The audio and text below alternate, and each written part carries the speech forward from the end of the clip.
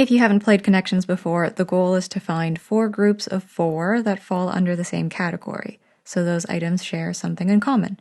Some words might fit under multiple categories, but there's only one solution. Someone made a site to create your own, so this is my custom one. It is not in any way affiliated with the New York Times or any of its subsidiaries. It is just for fun.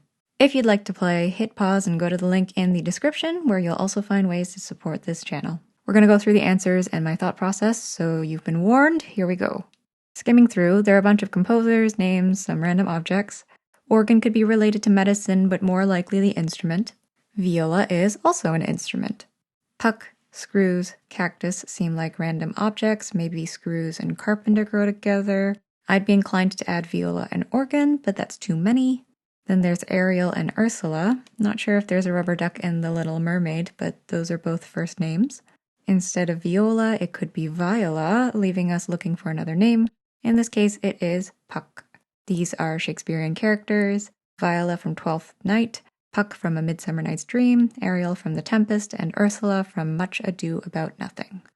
Next, we'll deal with the random objects. There's cactus, screws, rubber duck. The only thing left is organ. So these are some instruments used in JohnCage's works. Screws are used in prepared piano pieces like the Bacchanal. Prepared piano is when you put objects on or between strings in a piano, so this could be screws, bolts, erasers, papers to temporarily change the sound. It's considered an extended piano technique. I would advise against doing this on a brand new piano. Please know. Child of tree is for amplified cactus and plant material. Water walk involves materials related to water, for example, bathtub, toy fish, rubber duck, pressure cooker, ice cubes. And organ, like in As Slow as Possible, but the version for organ. There is an organ in Halberstadt that's currently playing this piece since 2001, and it's still going. I'll leave a playlist with some of the music mentioned if you want to check it out. That leaves us with all these folks who are presumably composers. Prokofiev, Shostakovich, and Stravinsky, Russian. Schoenberg's Austrian. Gershwin, Ira and George Gershwin are both American. Same with Arthur Foote, who was part of the Boston Six with Amy Beach, Edward McDowell, etc. Whether it's John Alden Carpenter or the Carpenters, Karen and Richard, they are also American. So since the numbers don't match, there's a high likelihood of shenanigans for the remaining categories. The first being fun facts my students learned recently. George Gershwin invited Arnold Schoenberg over for a game of tennis that turned into weekly games together in Los Angeles. Here's some footage of George Gershwin playing tennis and some photos of Arnold Schoenberg. Unfortunately, Gershwin passed away, I believe, less than a year after they'd met. Schoenberg wrote a really lovely tribute to Gershwin, which was recorded, so I'll link that below.